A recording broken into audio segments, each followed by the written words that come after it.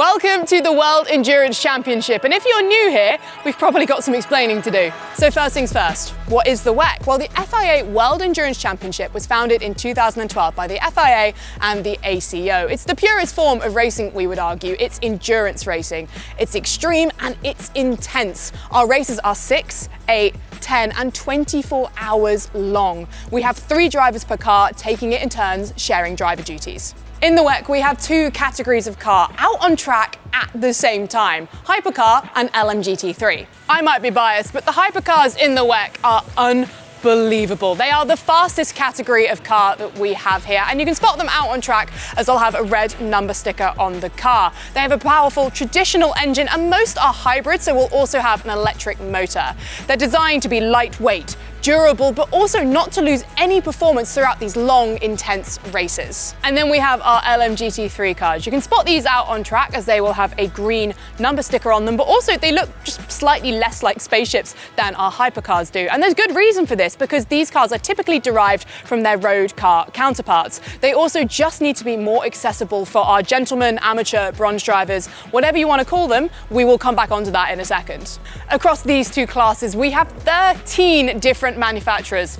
Let me see if I can name them all for you. Alpine, Aston Martin, BMW M, Cadillac, Corvette, Ford, Ferrari, Lexus, Mercedes-AMG, McLaren, Toyota, Peugeot and Porsche.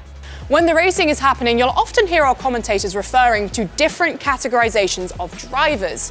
Let me explain that a little bit more. So you have our professional drivers. Those are typically the platinums and the golds. These are drivers with a lot of experience. Some of them might have won world championships before. They will be the drivers you tend to see in Hypercar, and there will be 1 in every LMGT3. Then you come down to silver. These drivers are often a bit younger or a bit more inexperienced. And finally, you have our amateur gentleman drivers, otherwise known as our bronze drivers. These drivers are often a little bit older. They're often the ones that bring the money to the team. However, they are unbelievably important and can make the difference between a race win and a race loss.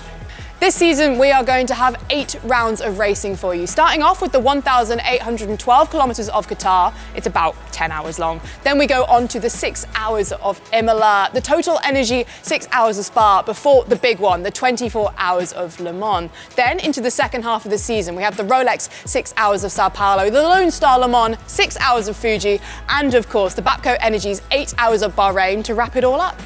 So now that you know everything you need to know about the WEC, you're probably wondering where you can watch. Well, if you head to the WEC YouTube channel, Free Practice 3 is available for free on there. Then for every other session, you need to go to FIAWEC.tv. We've also got regional rights agreements, depending on where you are in the world. Check the WEC socials and the WEC website for where you are. Now, apart from that, all that's left for me to say is welcome to the wonderful world of endurance racing.